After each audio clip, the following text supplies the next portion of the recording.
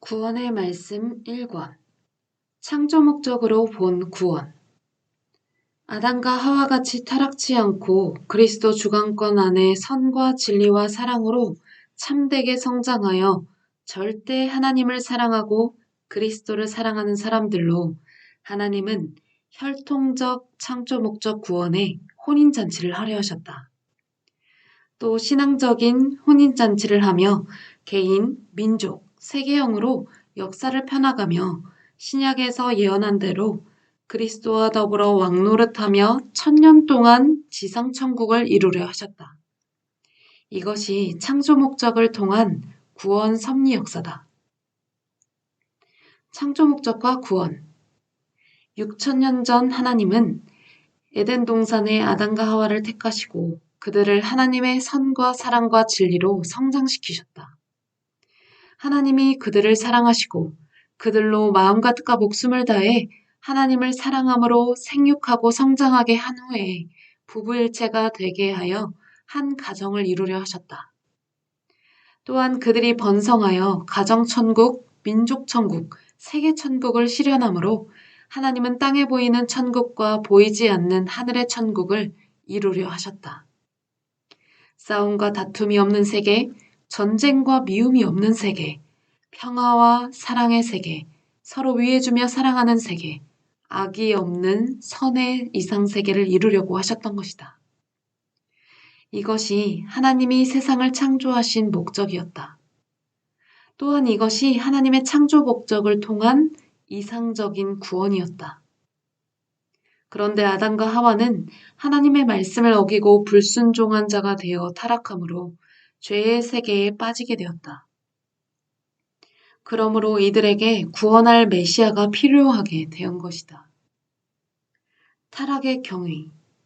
어떻게 타락됐을까?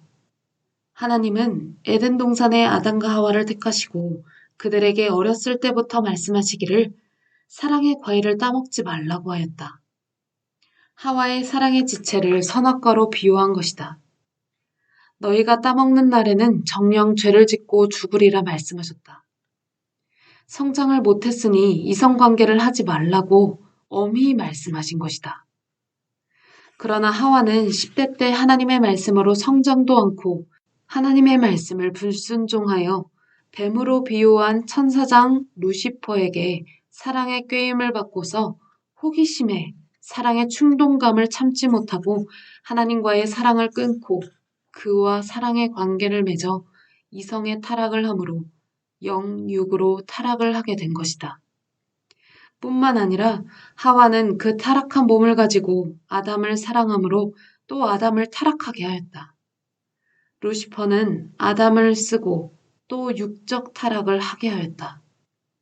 이로 인하여 가정지옥, 민족지옥, 세계지옥 같은 악의 주관권 세계가 되고 말았다. 이것이 종교로 보는 인류 최초의 죄, 원죄다. 고로 이들은 선악과를 따먹으면 죽는다는 하나님의 말씀과 같이 그 영이 하나님과의 관계가 끊어져 죽게 되었던 것이다. 실상 육도 사망에 처한 몸이 되었던 것이다.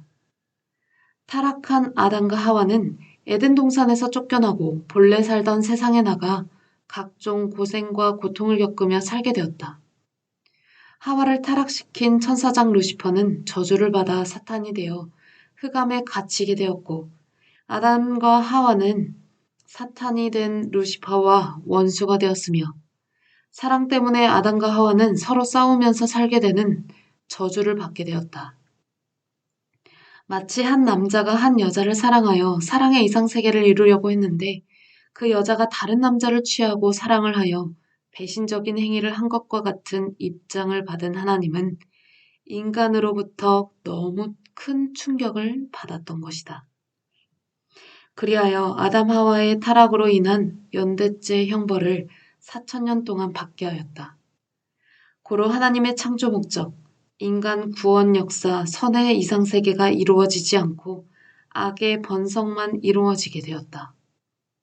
이로 하나님은 다시 구세주를 보내사 그에게 강림하여 아담으로 이루지 못한 뜻을 이루시겠다고 약속하셨다. 그 역사가 예수님을 보낸 신약 역사였다.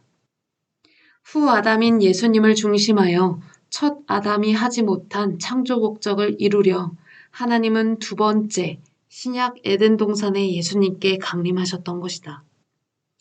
예수님을 통해 새로운 복음을 전하여 그들을 기르고 육신의 타락을 엄히 막아오셨다.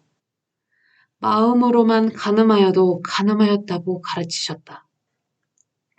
모세 때 광야에서 이스라엘 민족이 가늠하다가 하루에 2만 3천 명이 심판을 받아 죽었다고 말씀하시며 가늠하지 말라고 무섭게 말씀하셨다. 고린도전서 10장 8절. 또 소돔과 고모라와 이웃 도시들이 간음을 함으로 하나님께서 과거 역사를 생각하시며 분노하여 의인 롯과 두 딸만 남기고 모두 멸해버리셨다. 모세의 율법에서도 하나님은 이성을 엄하게 다루셨다. 하나님은 예수님을 통해 아담이 이루지 못했던 창조 목적을 이루려고 하였다. 그러나 이스라엘 민족은 하나님이 예언한 메시아가 이렇게 나타나 하나님과 더불어 구원 섭리를 하게 될 것을 깨닫지 못하고 메시아를 불신함으로 인하여 예수님은 어느 때는 귓속말로 복음을 전하게 되었고 이방 사람을 중심해서 복음을 펴갈 수밖에 없었다. 인간의 이성 타락으로 하나님의 창조 목적을 통한 구원 섭리를 제대로 펼 수가 없었던 것이다. 어느 시대든지 아무리 메시아가 와서 그를 믿고 따랐을지라도 이성으로 타락되면 제대로 창조 목적을 이룰 수 없다.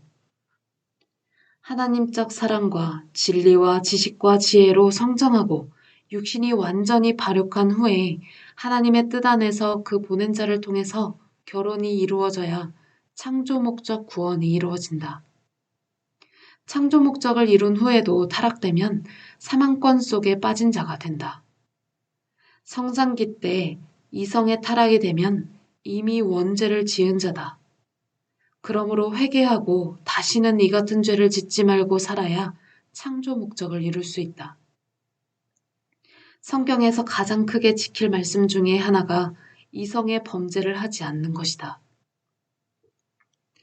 신앙적, 육적 창조 목적의 구원 섭리. 창조 목적을 통한 구원 섭리는 신앙적 복음의 혼인잔치와 육적 혼인잔치로 크게 두 가지로 나눌 수 있다. 예수님 때 복음의 혼인잔치는 예수님을 신앙적 구원의 신랑으로 삼고 메시아를 믿고 따르는 자들은 신부가 되어 말씀을 듣고 섭리 역사를 펴며 사랑과 진리로 서로 하나 되어 사는 혼인잔치였다.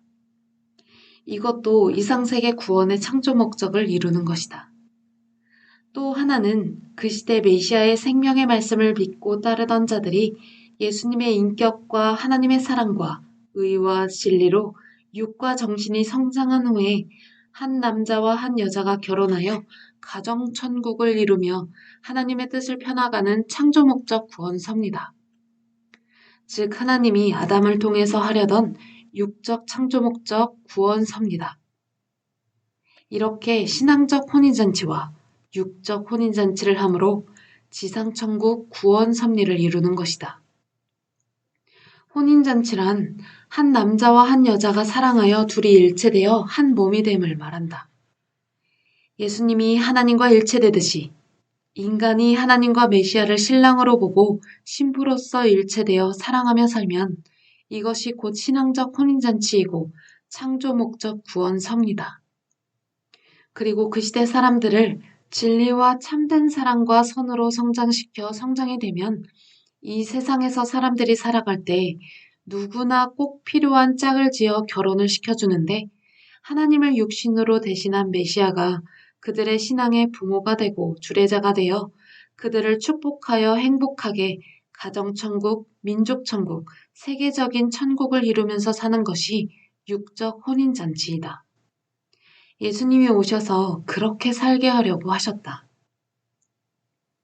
그러나 예수님이 복음을 펴갈수록 이스라엘 민족은 더 불신하고 복음을 방해하였으며 하나님을 믿는 자들이 예수님을 따라가지 못하게 제재시키며 극적인 방해를 하다가 급기야 십자가에 죽였다. 구약의 아담에서부터 이루려던 창조 목적 뜻이 깨어졌다. 하나님은 신앙의 혼인잔치와 그 시대의 하나님의 뜻에 의한 육적 혼인잔치를 이루어 주려 하였건만 예수님의 죽음으로 본래 뜻대로 구원 섭리를 이루지 못하였다. 그러므로 신부들과 수녀들은 예수님을 신랑으로 보고 신부적 입장에서 결혼도 않고 평생 동안 수절하며 예수님을 사랑하며 살게 되었다. 이것도 예수님을 신랑으로 보는 신앙적 혹은 영적, 정신적 창조 목적이며 구원인 것이다. 예수님이 돌아가신 후 왜 이렇게 역사를 펴왔나 깨달아야 되겠다.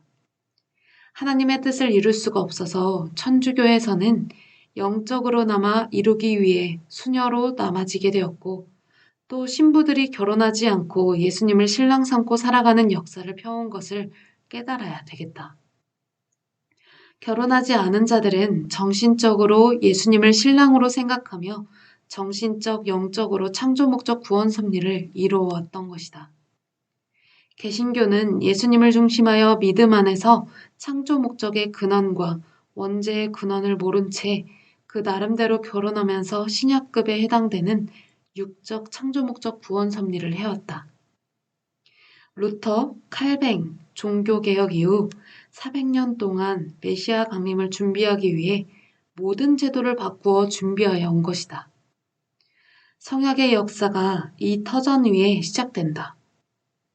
구약시대 때도 하나님은 아담이 못 이룬 뜻을 1600년 후에 노아를 중심해서 이루려고 하셨다. 당시 혼인문란과 이성의 문란으로 타락한 자들을 모두 물로 심판하셨다. 노아를 중심해서 종급에서 창조 목적을 통한 구원의 뜻을 펴기 위해 참된 가정을 이루려 하였다. 그러나 노아의 아들 함이 육적으로 치우쳐 그 시대의 구원자 노아를 통해 하나님이 행하시는 창조 목적을 깨닫지 못하고 절대적 믿음의 조건과 행실의 조건을 세우지 못함으로 깨어지게 되었다. 고로 함은 노아로부터 종들의 종이나 되라고 더욱 저주를 받았다. 창세기 9장 25절. 어느 시대든지 하나님이 구원자를 보내서 행하는 일을 믿지 않고 반대하고 악평하거나 막으면 함과 같이 저주를 받아 그 시대의 종 주관권에서 살게 되는 것이다. 하나님의 구원 섭리를 막은 자가 되기 때문이다. 하나님께서 그 시대를 어떻게 구원하는지 미련한 인생들은 모른다. 대개 과거 시대에 하지 못한 일을 하기 때문에 지난 역사 때 못한 것을 메시아를 통해 하게 된다. 메시아라도 자기 맘대로 하지 못한다. 구원의 근본은 오직 하나님만이 하시고 메시아도 하나님이 깨우쳐 주시는 것만 한다. 하나님은 400년 후에 아브라함을 불러 노아를 통해 이루려던 뜻을 이루려 하셨다. 그러나 아브라함의 아내 사라가 아이를 낳지 못하자 아브라함이 자식이 없으므로 몸종 하갈로 자녀를 갖게 되었다. 이에 하나님은 너의 몸에서 난 자로 씨를 삼아 하늘의 별처럼 축복하겠다고 말씀하셨다. 이는 사라를 아브라함의 몸으로 본 것이다. 결국 아브라함의 본처 사라를 통해 아이를 낳게 하였으니 이삭이었다. 그로 인하여 하나님은 혈통적 구원 섭리인 종으로서 창조 목적을 이루는 구원 섭리를 그 나름대로 펴섰으니 이삭을 통해서 그 후손들이 하늘의 별처럼 번성하게 되어 오늘에 이르게 되었던 것이다. 야곱 때도 그러했고 요셉 때도 그러했다. 아브라함은 3, 4대까지 축복받아 살았다.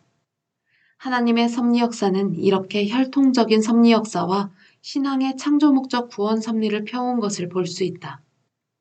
믿음의 조상 아브라함이 믿음과 행실의 조건을 세운 터전 위에 2000년 후에 하나님은 메시아 예수님을 보내어 종을 벗어난 창조 목적을 이루려 하셨다. 아담을 중심에서 이루지 못한 근본, 창조 목적 구원 섭리는 예수님을 중심에서 이루게 되었지만 기다리던 자들의 불신으로 인해서 결혼 창조 목적 구원 섭리뿐 아니라 메시아를 중심하여 그 당시의 신앙 창조 목적 구원 섭리도 제대로 이루지 못했던 것이다.